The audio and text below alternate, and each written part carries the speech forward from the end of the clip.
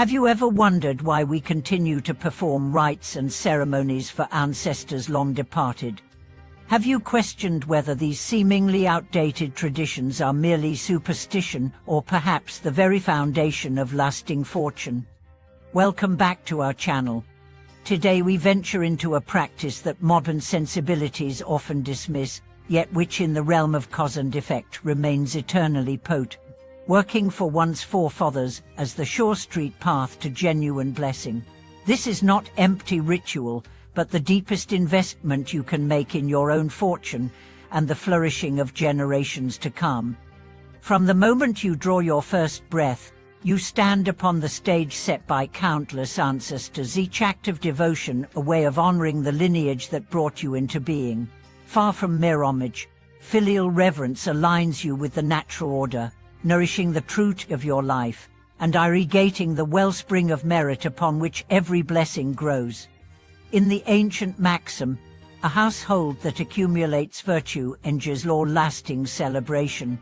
The long-lasting celebration springs from uninterrupted ancestral honor. When descendants keep the rituals alive through offerings, memorials, and the preservation of family values, they cultivate an invisible protective force around the family line. This force, born of sincerity rather than superstition, is neither fickle luck nor random fate, but the steady unfolding of causes planted by heartfelt devotion. Consider the humble elder who, year after year, presided over spring and autumn ancestral rites without fail.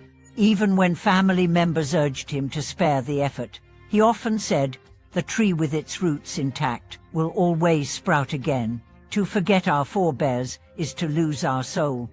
He lived into his 90s in robust health, 5 generations living under one roof in harmony, thriving without reliance on feng shui or mystic arts, a living testimony to the power of unbroken filial practice. Or recall the story of the construction magnate whose business collapsed overnight. Partners withdrew funds, sites were shut down, and despair drove him to the brink. On the eve of tragedy, she dreamed of his grandfather urging him, "Hold on 10 more days, and help will come." He clung to life, and true enough, an old patron stepped forward with a multi-million-dollar investment, restoring his fortunes. He later wept, saying, "My greatest return came not from contracts signed, but from the prayers and memorial tablets I offered for my ancestors each ghost festival." This is the logic of accumulating unseen merit. Every incense stick lit, every sutra recited for the dead, bridges you to cosmic support. Even when results seem delayed blessings for descendants or aid in moments of crisis, the seeds sown for one's forebears bear fruit in ways both immediate and multi-national. Working for one's forefathers extends beyond burning paper or simple offerings. It is an expression of a grateful heart and a respectful spirit. You might build roads to the ancestral village, sponsor wildlife releases in their honor, or set up ancestral tablets at home, greeting them each dawn with a silent bow. These acts are not hollow formality, but living expressions of devotion that awaken the protective current of family virtue.